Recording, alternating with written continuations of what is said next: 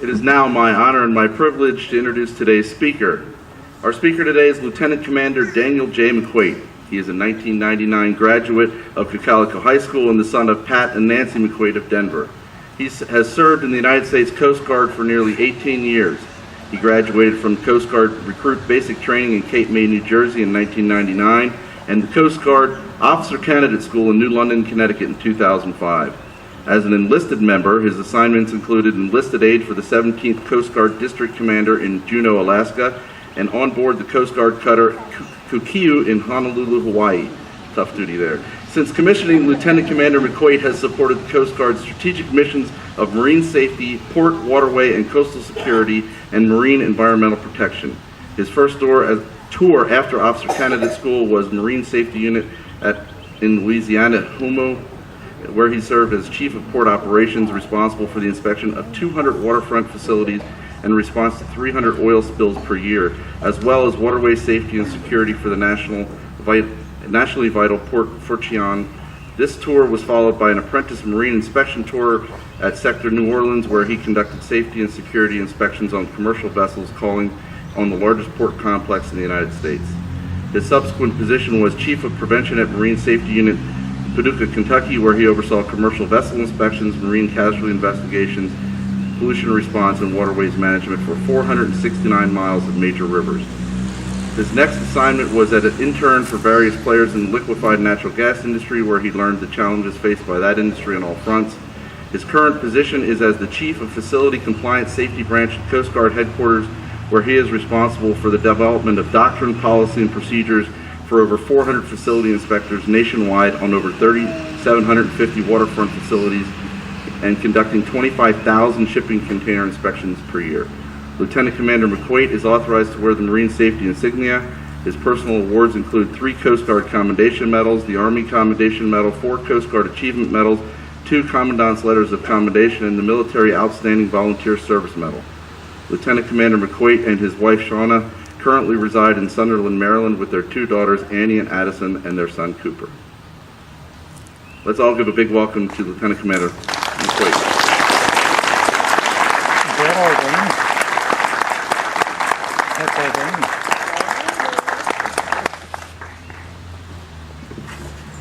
Raise it up a little bit.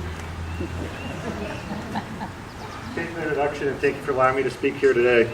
It's always great to come back home to Denver. I'm fortunate being stationed in DC for the time being. Coming home is a lot easier than it was my first 16 years in the Coast Guard.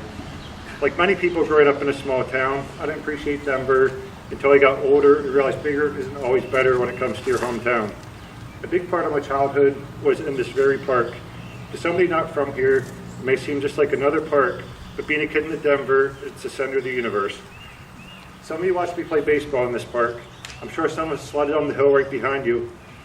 Whether I was here playing baseball, sledding, enjoying the fair, playing on the playground, feeding the goldfish, riding bikes, staying cool in the creek, or playing basketball, I spent a lot of time in this park growing up. It's a short walk down Spruce Street.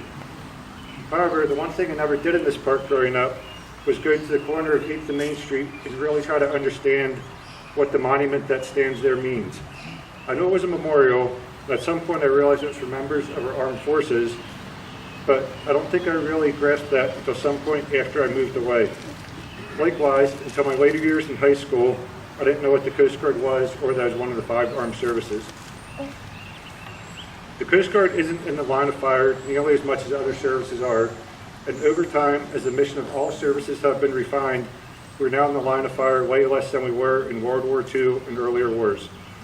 However, the Coast Guard still does serve in combat zones.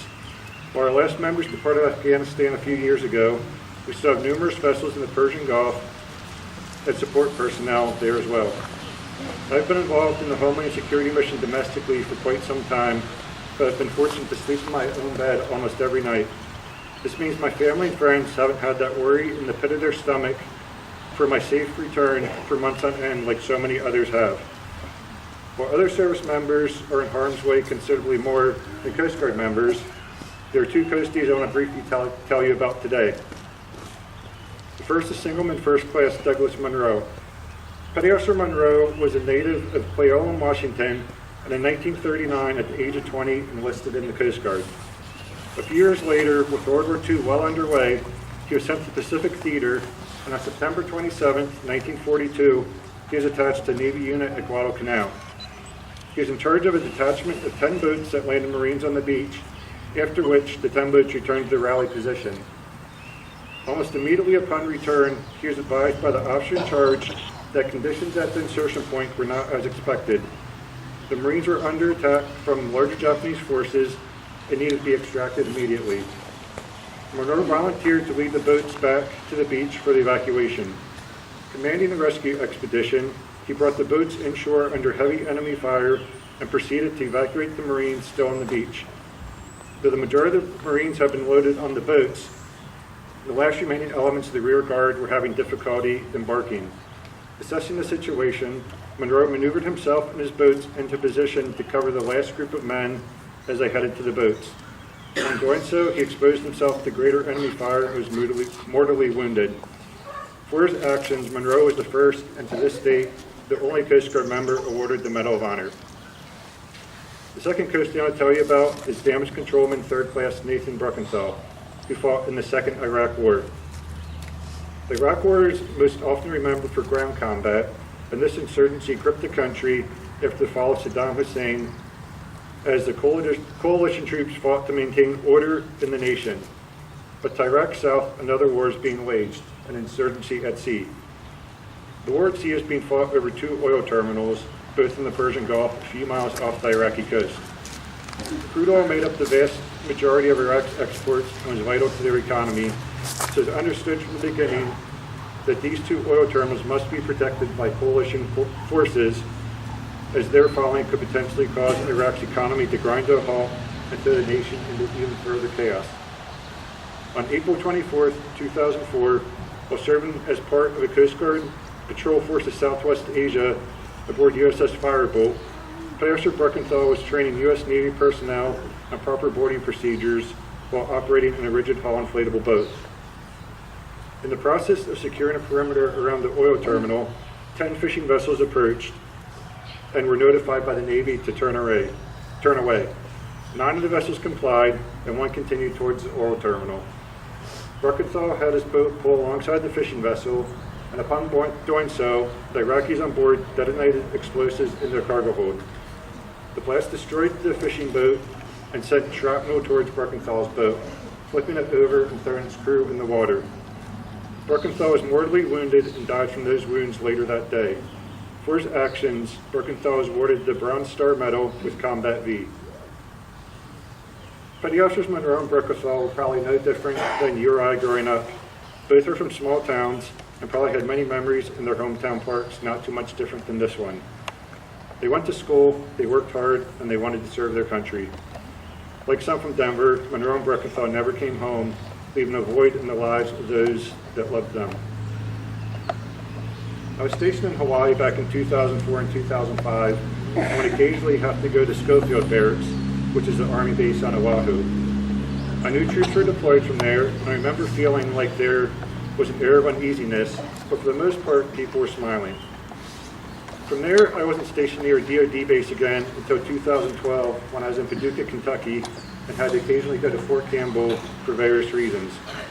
By then, the uneasy smiles I saw at Schofield Barracks in 2004 were replaced by looks of pain.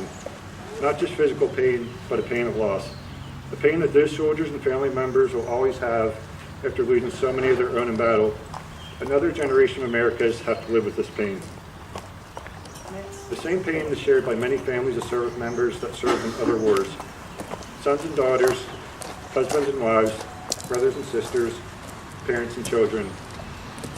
The loved ones have made the ultimate sacrifice, and today and every day we must remember them for putting service and ultimately their life before self. We must also recognize there's a hole left in the hearts of many others. Your presence here today is a tribute to those lost troops and to their families. It is a way to say thank you, and we remember. It's needless to say that today I have a much better understanding of why the monument stands on the corner over there. It's there for the same reason similar monuments stand not in just Reamstown and Ephrata and in the hometowns of Petty Officers Monroe and Bruckenthal, but in towns large and small across the country. They are there as a tribute from people like you and I, and sometimes all those who serve our country, and other times honor those we need to be eternally grateful to. Those who can't stand up and be recognized today, those who aren't with us, those who didn't come home. Before I conclude, I want to ask each of you to do three things today. First, Memorial Day is reserved for those who made the ultimate sacrifice, and we have what we do today because of all veterans that served. So I ask that you say thank you to a veteran. Second, many made the ultimate sacrifice, and they should never be forgotten. So I ask that you remember that, and you take a moment to reflect and remember those who didn't come home.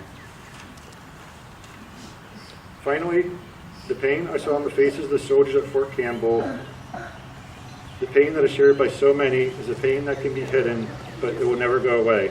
So I ask that you give a hug to someone who lost a loved one for a cause greater than themselves. Thank you again for taking the time to come out today and for giving me the opportunity to share a few thoughts with you. God bless you and your families, God bless your troops, and God bless America.